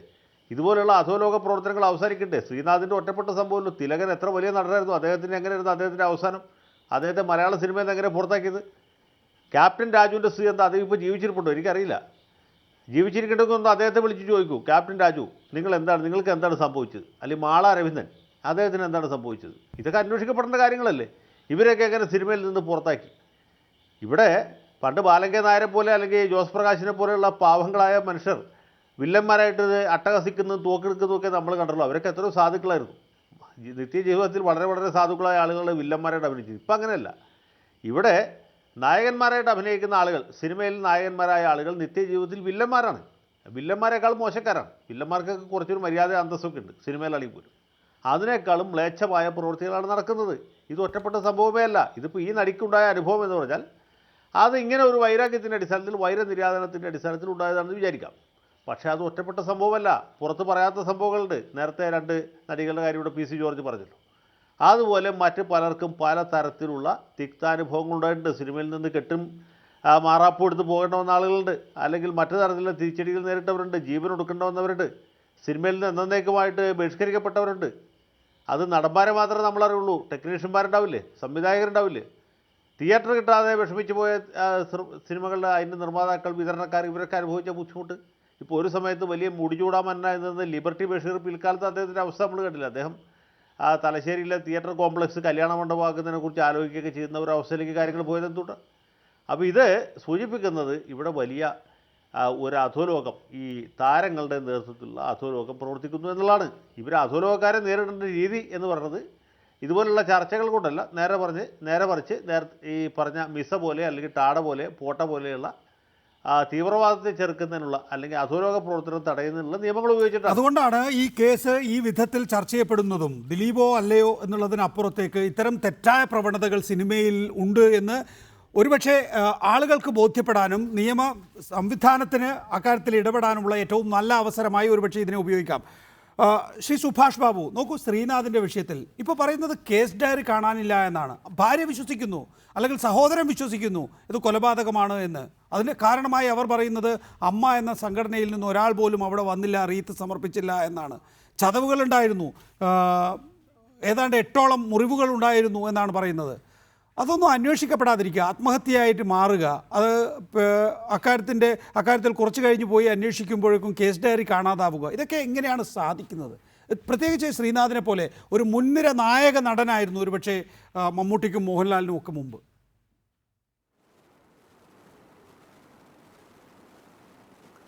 അല്ല, അദ്ദേഹത്തിൻ്റെ ഭാര്യ, അന്നത്തെ ഭാര്യ ഇപ്പോൾ പരാതി കൊടുക്കുമെന്ന് പറഞ്ഞു. ആരെങ്കിലും ഒരാൾ പരാതി കൊടുത്തു കഴിഞ്ഞാൽ ആ കേസ് ഫർദർ ആക്ഷൻ ഡ്രോപ്പ് എന്നുള്ള രീതിയിലായിരിക്കും പോയിരിക്കുന്നത്. അത് പിന്നീട് ഏതെങ്കിലും സംശയങ്ങളോ അതിന് ബലപ്പെടുന്ന മരണം കാരണം പോലീസ് കണ്ടെത്തിയതല്ല, അതിന് വ്യത്യസ്തമായ മരണ കാരണം വ്യത്യസ്തമാണ് എന്ന് വരുന്ന സാഹചര്യത്തിൽ പരാതി കൊടുക്കുകയോ അതിനനുസരിച്ചിട്ട് പോലീസിന് രണ്ടാമതൊരു പുനരന്വേഷണം നടത്താം. പുനരന്വേഷണത്തിന് കേസ് ഫയൽ കിട്ടുന്നില്ല എന്ന് പറഞ്ഞാലും ശരി, DYSPയുടെ ഓഫീസിൽ ഫയൽ ഉണ്ടാവും. പിന്നെ അതിനകത്തുനിന്ന് ഇവർ കിട്ടാവുന്ന വിവരങ്ങളൊക്കെ റിട്രൈവ് ചെയ്തെടുക്കാം. അത് കഴിഞ്ഞതിന് ശേഷം പിന്നെ മുമ്പ് അന്വേഷിച്ച ആളുകളെ ഇത് മുഴുവൻ ആദ്യം മുതൽ തുടങ്ങാമല്ലോ. അതുകൊണ്ട് കേസ് ഫയൽ കണ്ടില്ല എന്ന് പറയുന്നത് ഒരു ന്യായീകരണമല്ല. ചിലപ്പോൾ പോലീസ് സ്റ്റേഷനിൽ നിന്ന് ഏറ്റവും അശ്രദ്ധമായിട്ട് പോലീസ് സ്റ്റേഷനിൽ കൈകാര്യം കയറിയതാണ്. പഴയ കേസ് ഫയൽ ഏതെങ്കിലും മൂലയെ കൊണ്ടിടും, ഓരോരുത്തർ അത് അവിടുന്ന് വാരി വേറൊരു സ്ഥലത്തേക്ക് ഇടും, കുറേ എടുത്ത് കുറച്ച് നാൾ കഴിയുമ്പോൾ അതുകൊണ്ട് കത്തിക്കും. അതുകൊണ്ടൊക്കെ അത് നഷ്ടപ്പെട്ടു പോകാം. പക്ഷേ അങ്ങനെ നഷ്ടപ്പെട്ടു പോകാൻ പാടില്ല. ഓരോ പോലീസ് സ്റ്റേഷനിലെ ഓരോ കടലാസും ഇത്ര കാലം റിട്ടൈൻ ചെയ്യണമെന്നും ആ റിട്ടേൺ ചെയ്തതിന് ശേഷം ഇത് നശിപ്പിക്കുകയാണെങ്കിൽ അതിന് പ്രത്യേകമായിട്ട് നിയമം കേരള പോലീസ് മാനുവലിൽ പറയുന്നുണ്ട്. അതനുസരിച്ച് നശിപ്പിച്ചതിന് റെക്കോർഡുകൾ ഉണ്ടാവണം.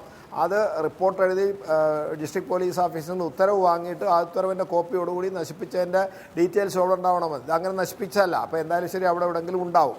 അതുകൊണ്ട് ആ ഫയൽ കിട്ടുന്നില്ല എന്നൊരു ന്യായീകരണമല്ല. ഇനി ഫയൽ കിട്ടുന്നില്ലെങ്കിലും ലഭ്യമായ കുറേ കടലാസുകൾ വേറെ അവിടെ നിന്ന് കിട്ടാൻ സാധ്യതയുണ്ട്. അത് പരിശോധിച്ച് എടുത്തതിന് ശേഷം പോലീസിന് തുടരന്വേഷണം നടത്താം. അപ്പോൾ അതുകൊണ്ട് എന്ത് ആരോപണം വന്നാലും ശരി, മുമ്പ് ക്ലോസ് ചെയ്ത കേസുകൾ ട്രയൽ നടന്ന് ക്ലോസ് ചെയ്ത കേസുകളാണെങ്കിൽ പറ്റില്ല. അല്ലാണ്ട് പോലീസ് എന്താണ് പറയുന്നത്, തുമ്പ് കിട്ടാത്തത്, അല്ലാതെ അൺഡിറ്റക്റ്റഡ്, അതല്ലെങ്കിൽ ഫർദർ ആക്ഷൻ ഡ്രോപ്ഡ്, അല്ലെങ്കിൽ മിസ്റ്റേക്ക് ഓഫ് ഫാക്ട്, ഇങ്ങനെയുള്ള പല കാര്യങ്ങളും ആയിട്ട് റെഫർ ചെയ്യുന്ന പല മെത്തേഡുകളുണ്ട്. ആ രീതികളിൽ ഏതെങ്കിലും ആണെങ്കിൽ പോലീസിന് പുനരന്വേഷണം നടത്താമല്ലോ. അത് നടത്തണമെന്നാണ് ഞാൻ പറയുന്നത്. കാരണം അക്കാര്യത്തിൽ എന്ത് സംഭവിക്കുമെന്ന് അറിയില്ല. ലിബർട്ടി ബഷീർ ടെലിഫോൺ ലൈനിലുണ്ട്. ലിബർട്ടി ബഷീർ, ഇപ്പോൾ നോക്കൂ, ഈ പ്രമുഖ നടിയുടെ കാര്യത്തിലായാലും 2 വർഷം മുമ്പ് ഇതേപോലുള്ളൊരു സംഭവം ഉണ്ട് എന്ന് പോലീസിൻ്റെ ഇപ്പോഴത്തെ സംശയമായാലും ശ്രീനാഥ് അടക്കമുള്ള ദുർമരണങ്ങളായാലും മമ്മൂട്ടി പറയുന്നത് ക്രിമിനലുകൾ ഉണ്ടാകുന്നത് നാണക്കേടാണ്, പക്ഷെ അത് സ്ക്രൂട്ടനൈസ് ചെയ്യാൻ കഴിയാറില്ല എന്നാണ്. ശരിയല്ലേ? നിങ്ങൾ കൂടെ പ്രവർത്തിക്കുമ്പോൾ നല്ലവരാണെന്ന് വിചാരിച്ചിട്ടായിരിക്കും പ്രവർത്തിക്കുന്നുണ്ടാവുക. കുറേ കഴിയുമ്പോൾ ഇത്തരം കേസുകളിൽ പെടുമ്പോഴായിരിക്കും അവരുടെ പങ്കാളിത്തം സംബന്ധിച്ച് സംശയം വരിക, പിന്നീട് അത് പ്രൂവ് ചെയ്യപ്പെടുക. ഈ ശ്രീനാഥിന്റെ കഥ പറയുകയാണെങ്കിൽ പണ്ട് അയാൾ വിവാഹ ജീവിതത്തിന്റെ ഒരു അന്നത്തെ ഒരു പ്രമുഖ നടന്റെ ഇടപെടലും ഭാര്യയുടെ ഒരു ബന്ധങ്ങളിലും നിങ്ങൾക്ക് എല്ലാവർക്കും അറിയുന്ന കാര്യം തന്നെയാണ്. അയാള് പിന്നെ ഈ 24 മണിക്കൂർ വെള്ളമടിക്കേണ്ട ഒരു ഗതികേടിലേക്കുള്ള പോയത് ഇന്ന് അമ്മയിൽ ഉള്ള ഒരു പ്രമുഖ നടന്റെ ഒരു അവീത ബന്ധത്തിന്റെ പേരിലാണ് അയാള് ഈ സ്ഥിതിയിലേക്ക് വന്നത്. പിന്നെ രണ്ടാമത് അയാൾക്ക് വേറെ ഒരു പടമില്ലാത്ത ഒരു അവസ്ഥ വന്ന് തിരക്കനെ പുറത്താക്കിയവനെ അയാൾ പുറത്താക്കി, സിക്കാറിന്റെ ഷൂട്ടിങ്ങിന് പോകുന്നു, ലൊക്കേഷനിലേക്ക് പിന്നെ ചാൻസ് ഇല്ലാതെ ഒഴിവാക്കുന്നത്. അപ്പം അവിടെ മദ്യവെച്ചിരിക്കുന്ന 24 hours മദ്യവെക്കുന്ന വ്യക്തി എന്നുള്ളത് ഈ അഭിനയിക്കുന്ന സമയത്ത് മദ്യവെക്കുന്നത്, രാത്രി മദ്യവെക്കുന്ന. ഇവിടെ അയാൾക്ക് ചാൻസ് ഇല്ല, പടത്തിൽ ചാൻസ് ഇല്ല, പുറത്തു പോകണമെന്ന് പറഞ്ഞ സമയത്ത് അമിതമായിട്ട് മദ്യവെച്ചിട്ടുണ്ടാവും. പിന്നെ അതിനുശേഷം അവിടെ നടന്നല്ല ഈ പറഞ്ഞ ശരി ഒരു കൊലപാതകം നടന്നിട്ടുള്ള കാര്യം. എങ്ങനെയാണ് കൊലപാതകമാകുന്നത്? നോക്കൂ ലിബർട്ടി ബഷീർ, അവിടെ ഒരു നിരാശ ഉണ്ടായിട്ടുണ്ടാകും. അവിടെ ഒരു ആത്മഹത്യ സാധ്യതയാണ് പോലീസിന് കാണാൻ കഴിയുക. അതിനപ്പുറത്തേക്ക് ഒരു കൊലപാതകത്തിനുള്ള സാധ്യത എങ്ങനെയാണ്? നികേഷ്, നിങ്ങൾക്ക് ശ്രീനാഥിനെ പറ്റി അറിയാത്തതുകൊണ്ടാണ്. ഞാൻ എത്രയോ ബന്ധമുള്ള വ്യക്തിയാണ്, നല്ല അടുപ്പുള്ള വ്യക്തിയാണ്. അതൊന്നും അദ്ദേഹത്തിന് അങ്ങനത്തെ ഒരു ആത്മഹത്യ ചെയ്യേണ്ട ഒരു മാനസിക അവസ്ഥയുള്ള വ്യക്തിയല്ല. ഭയങ്കര നെഞ്ചുറപ്പുള്ള വ്യക്തിയാണ്. അത് നിങ്ങൾക്ക് ഇപ്പം വേണമെങ്കിൽ കൊലപാതകം എന്തും പറയാം, പക്ഷെ അവിടെ നടന്നാൽ തന്നെ ആയിരിക്കും. പക്ഷെ അതൊന്നും പത്രമാധ്യമങ്ങളോ അതിന് ഇപ്പം ദിലീപിന്റെ കാര്യത്തിൽ എടുത്തിയാലും വരെ നിങ്ങൾ ആൾക്കാരും പോയില്ല. അത് ശ്രീനാഥെന്നല്ല അതിൽ ഒതുങ്ങിപ്പോയാണ്. അവിടെ അന്ന് തിലകൻ വാർത്താ സമ്മേളനം നടത്തി പറഞ്ഞിരുന്നു ഇത് കൊലപാതകമാണ് എന്ന്. ഈ ഭാര്യയോട്, അതായത് ലത എന്ന് പറയുന്ന ഭാര്യയോട് അദ്ദേഹം ഫോണിൽ വിളിച്ചു പറഞ്ഞിരുന്നു നിങ്ങളിത് വിട്ടുകളയരുത് എന്ന്. അവിടെ ഇതേ അവസ്ഥ ഞാൻ ചോദിക്കട്ടെ, കഴിഞ്ഞ 2 ആഴ്ച വരെ ദിലീപിനെ അറസ്റ്റ് ചെയ്തവരെ എന്താ സംഭവിച്ചത്? ദിലീപിനെ അറസ്റ്റ് ചെയ്യുന്നവരെ ഇവിടെ എല്ലാ അമ്മയിലും എല്ലാ മെമ്പർമാരും ഏക്കേണ്ടമായിട്ട് ഒരു നിരപരാധിയാണെന്ന് ആട്ടം എന്തെല്ലാം സംഭവിച്ചത്? അത് തന്നെയാണ് അന്ന് സംഭവിച്ചത്. അന്നേ അമ്മേന്റെ ഇടപെടലുണ്ടാവും. പ്രത്യേകിച്ചിട്ട് സൂപ്പർ സ്റ്റാറിന്റെ പടത്തിലാണ് അഭിനയിക്കുന്നത്. അവിടെ എന്തെങ്കിലും പാളിച്ച വന്നാൽ അതിലും ബുദ്ധിമുട്ടാവും. അത് ഇടപെടുന്നതെന്ന് ഞാൻ നേരത്തെ എപ്പോഴും പറഞ്ഞില്ല. അമ്മയുടെ സംഗതി ഈ കൊലവയല്ല ഇത് അപ്പുറം ചെയ്താലും ഇവിടെ കേരളത്തിലെ സംബന്ധിച്ചിട്ട് ഒന്നും സംഭവിച്ചില്ല. അയലൊക്കെ എടുത്തുള്ള ആൾക്കാർ ഇത് ഇന്ന് ഏത് ഭരിക്കുന്ന ഗവൺമെന്റ് ആയാലും 2 ഗവൺമെന്റ് ആയാലും ഒന്നും ഇടപെടില്ല. അത് മഹാരാഷ്ട്രയിലോ അല്ല കർണാടകത്തിലോ തെലുങ്കാനയിലും പോകണം.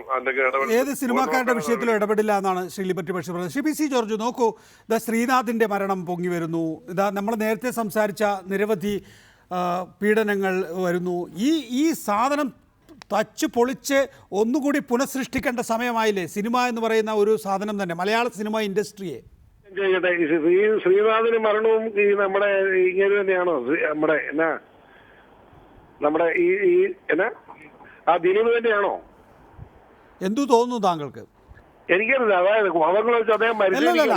അതൊക്കെ ആ വിഷയത്തിൽ ലാഘവത്വം കൊണ്ടുവരാൻ വേണ്ടി ആളുകൾ ചോദിക്കുന്ന ചോദ്യമാണ്. എല്ലാ കുറ്റങ്ങളും ഇപ്പോൾ ദിലീപിന്റെ മേലെ എന്ന് പറഞ്ഞ് ദിലീപിനോട് സഹതാപം ഉണ്ടാക്കാനുള്ള PR എക്സസൈസിന്റെ ഭാഗം മാത്രമാണത്. അത് വിട്ടുകളാ. ദിലീപ് ഉപ്പ് തിന്നിട്ടുണ്ടെങ്കിൽ വെള്ളം കുടിച്ചോളട്ടെ. ദിലീപിനൊന്നും ആരും ഒന്നും ചെയ്യുന്നില്ല ശ്രീ പി.സി. ജോർജ്. അതിൽ ആശങ്കപ്പെടാതിരിക്കൂ. ദിലീപിനെ പോലീസ് പിടിച്ചുകൊണ്ടുപോയി വളരെ സൗമനസ്യത്തോടു കൂടി അങ്ങോട്ട് ചില ചോദ്യങ്ങൾ ചോദിക്കുന്നു. ദിലീപിന്റെ എന്തിനാ നിങ്ങൾ പത്രക്കാരുടെ കൊതു കൊടിക്കുന്ന വാഴി കാണിക്കുന്നു, ദിലീപ് അത് അങ്ങോട്ട് കൊണ്ടുവന്ന് കാണിക്കുന്നു?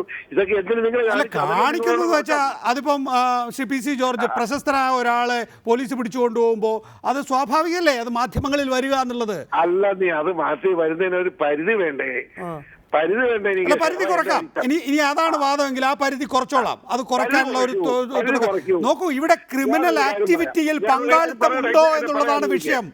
ശ്രീ പി സി ജോർജ്, ഒരു പെൺകുട്ടിയെ അതിക്രൂരമായി പീഡിപ്പിച്ച് അതിൻ്റെ ഗൂഢാലോചനയിൽ പങ്കാളിയാണ് എന്ന് കരുതുന്ന ഒരാളെ പോലീസ് പിടിച്ചുകൊണ്ട് പോകുമ്പോൾ ആ പോലീസ് പിടിച്ചു കൊണ്ടുപോയ ആളുകളോടാണ് ഈ പറയുന്ന എന്താ പറയാ ആ സഹതാപം, ആ പെൺകുട്ടിയോട് ഒരു സഹതാപവും ഇല്ലാത്ത അവസ്ഥ. സഹതാപമില്ല പി സി ജോർജിന് ഒരു സഹതാപവും ഇല്ല. ഈ പ്രശ്നത്തിന്റെ പേരിൽ നമ്മുടെ സിനിമാ നടന്മാരുടെ ഈ ഫീസ് ഒന്ന് കുറച്ച് സാധാരണക്കാരന് 10-20 രൂപയ്ക്ക് ഒരു സിനിമ കാണാൻ രാത്രിക്ക് അവസരം ഉണ്ടാക്കി കൊടുക്കാൻ എന്തെങ്കിലും മാർഗം ഉണ്ടോ? അതാണ് ഏറ്റവും അധികം ചർച്ച ചെയ്യുന്നത്. നികേഷേ, അതൊന്നുമല്ല ചർച്ച ചെയ്യേണ്ട വിഷയം എന്ന് പറയുന്നത് ഈ പെൺകുട്ടിയെ പീഡിപ്പിച്ചവരെ നിയമത്തിന്റെ മുന്നിൽ കൊണ്ടുവരിക, എല്ലാ തെളിവുകളും സംയോജിപ്പിക്കുന്നതിന് വേണ്ടി പോലീസിന് പൂർണ്ണമായ പിന്തുണ നൽകുക, മുൻപ് ഇങ്ങനെയുള്ള അക്രമങ്ങൾ ഉണ്ടായിട്ടുണ്ടെങ്കിൽ അവരെ കൂടി നിയമത്തിൻ്റെ മുന്നിൽ കൊണ്ടുവരിക. അതിന് പ്രതിജ്ഞാബദ്ധമാകണം പി സി ജോർജ് എന്ന പൊതുപ്രവർത്തകനും നമ്മളെല്ലാവരും. ഞാൻ അതിന് കൂട്ടത്തിലുണ്ട്, ഞാൻ ആ കൂട്ടത്തിലുണ്ട്. പക്ഷേ വെറുതെ ഒരു മനുഷ്യനെ മാത്രം ആക്രമിക്കരുത്.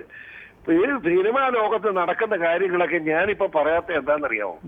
അതൊക്കെ പലർക്കും വേദനിക്കും. അതുകൊണ്ടാ. അല്ല, വേദനിച്ചോട്ടെ, അതിനെന്താ വേദനിക്കുന്നതിനെന്താ? അല്ല, പോട്ടെ, അതൊക്കെ മെസ്സേജ് ഇത് പിള്ളേര് കേൾക്കുന്നില്ലേ? അല്ല, അത് വേണ്ട.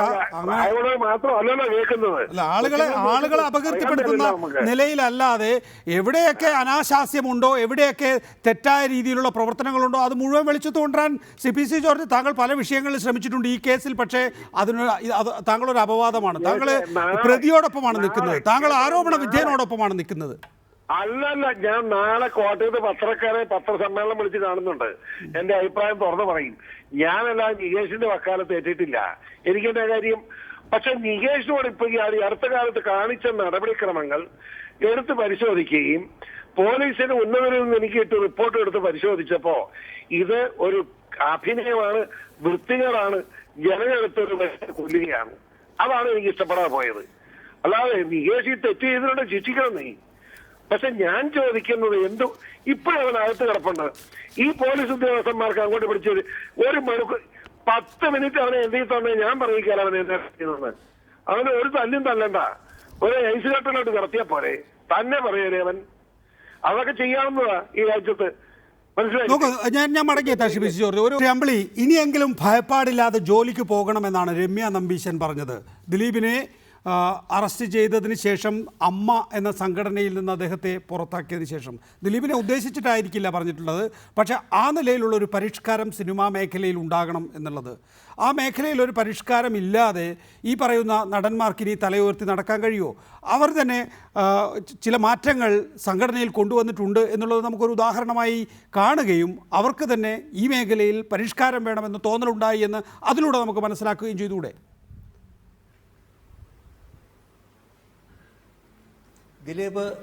ദിലീപ് കേസ് ഒരു പാഠമാകുമോ എന്ന് പറയുന്ന ഒരു റണ്ണിങ് ഇത് കണ്ടുകൊണ്ടിരിക്കുകയാണ് ഞാൻ. ശരിക്ക് അതില്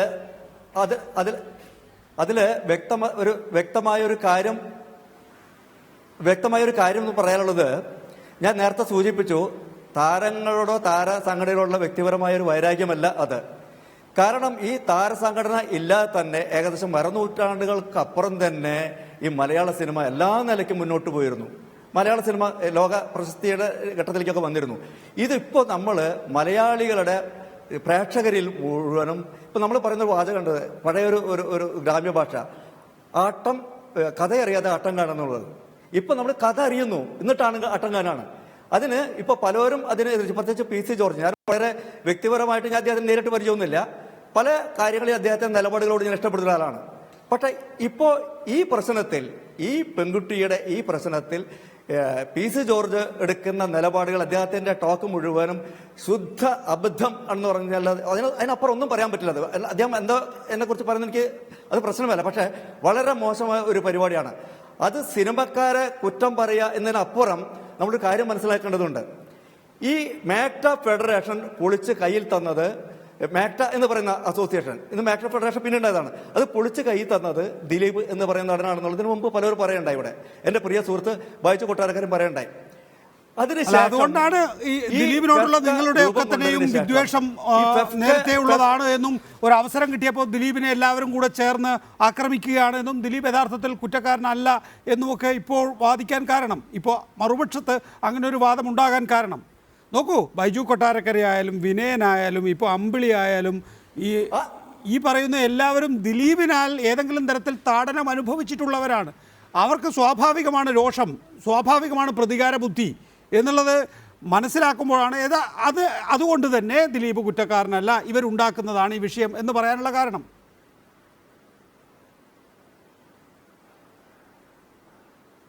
അല്ല, ഇത് രണ്ട് തരത്തിലുള്ള പ്രേക്ഷകർ നമ്മളിപ്പോൾ ഇതിൽ പ്രതികരിക്കുന്നുണ്ട്. അനുകൂലമായും പ്രതികൂലമായും ഇവിടെ പറഞ്ഞുകൊണ്ടിരിക്കുകയാണ്. ഞാനിത് പറഞ്ഞ ഒരു കാര്യം, ഞാൻ പറയുന്ന ഒരു കാര്യം എന്ന് വെച്ച് കഴിഞ്ഞാൽ, ഇപ്പോൾ ദിലീപ് എൻ്റെ നല്ല ഫ്രണ്ടാണ്, എൻ്റെ സിനിമയിൽ അഭിനയിച്ചിട്ടില്ല.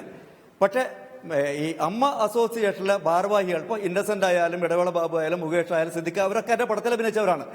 പക്ഷെ എനിക്ക് ഈ അന്ന് നടന്ന ആ പത്രസമ്മേളനത്തിൽ അവരെടുത്ത ആ നിലപാടുകളാണ് ഇത്തരത്തിലുള്ള ടോക്കിലേക്ക് ഇത് കൊണ്ടുവരുന്നത്. ശരി ശരി, അത് ആ കാര്യത്തിലൊക്കെ വ്യക്തതയുണ്ട്. തുടരുക. അവസാനമായി ശ്രീ പി സി ജോർജ്, നോക്കൂ, വളരെ ഗൗരവത്തിലാണ് പോകുന്നത്. ഇന്നിപ്പോ മജിസ്ട്രേറ്റ് കോടതിയുടെ വിധി പ്രഖ്യാപനം പുറത്തു, വളരെ ഗൗരവമുള്ള വിഷയമാണ്. സമാന മനസ്കരെ പാഠം പഠിക്കണം ഇതിൽ നിന്ന്, അതുകൊണ്ട് ജാമ്യം നിഷേധിക്കുന്നു എന്ന് പറയുന്ന ഒരു സന്ദേശമുണ്ട്. ആ സന്ദേശം സംസ്ഥാന പോലീസ് ഇതിനകം നൽകി കഴിഞ്ഞു. പടച്ച തമ്പുരാനാണ് എങ്കിൽ തന്നെയും ഞങ്ങൾ വിടില്ല എന്ന് കോടതിയും പറയുന്നു. ഇതൊരു ഉദാഹരണമാണ്. മുന്നോട്ട് ഇനി ആരെങ്കിലും ഇതുപോലെ എന്തെങ്കിലും ചെയ്യാൻ ഉദ്ദേശിക്കുന്നുണ്ടെങ്കിൽ വിടില്ല ഞങ്ങൾ എന്ന്. നമ്മുടെ നീതിന്യായ വ്യവസ്ഥ നല്ല ഉറച്ച കാൽവയ്പോടു കൂടിയാണ് മുന്നോട്ട് പോകുന്നത്. ഭയങ്കര പൊട്ടിച്ചിരിക്കാൻ തോന്നുന്നു. നാണം കെട്ടന്മാര് വർത്തമാനം പറയുന്നത്. ഏത് കേസാണ് തെളിയിച്ചിട്ടുള്ളവന്മാര്? CBI അന്വേഷിക്കട്ടെ, അപ്പൊ അറിയാൻ പൊതുവെ സത്യം മുഴുവൻ. എത്ര കേസുകൾ, എത്ര കൊലപാതകം നടന്നു, പിടിച്ചോ? എത്ര പെൺകുട്ടികൾ ബലാത്സംഗം ചെയ്യപ്പെട്ടു, പിടിച്ചോ? നടക്കുന്ന നാണം കെട്ട പോലീസ്. എന്നിട്ട് ഭരിക്കുന്നവരൊക്കെ ഓശാന പാടാൻ വേണ്ടി ഓരോ നാണം കെട്ട പരിപാടിയായിട്ട് ഇറങ്ങിയിരിക്കുക. എന്നിട്ട് പിടിക്കുമെന്ന് കൊണ്ടോ പിടിക്കുന്നത്. നമുക്ക് നോക്കാം ശ്രീ പി സി ജോർജ്. കുറ്റക്കാരായിട്ടുള്ള ആരെങ്കിലും ഉണ്ടെങ്കിൽ അവരെ പിടിച്ചിരിക്കും. അതിന് ശക്തമാണ് പോലീസ്, അതിന് ഇച്ഛാശക്തിയുള്ള ഒരു ഗവൺമെന്റ് ഇവിടെയുണ്ട്. അതിന് പൊതുസമൂഹം ഒപ്പം നിൽക്കും, മാധ്യമങ്ങൾ ഒപ്പം നിൽക്കും. തർക്കമില്ല ശ്രീ പി സി ജോർജ്. നമുക്ക് നോക്കാം. Advocate Jayasankar, Ambili, Subhash Babu, P C George, നന്ദി ചർച്ചയിൽ പങ്കെടുത്തതിന്. ന്യൂസ് നൈറ്റ് നാളെ വീണ്ടും. നമസ്കാരം.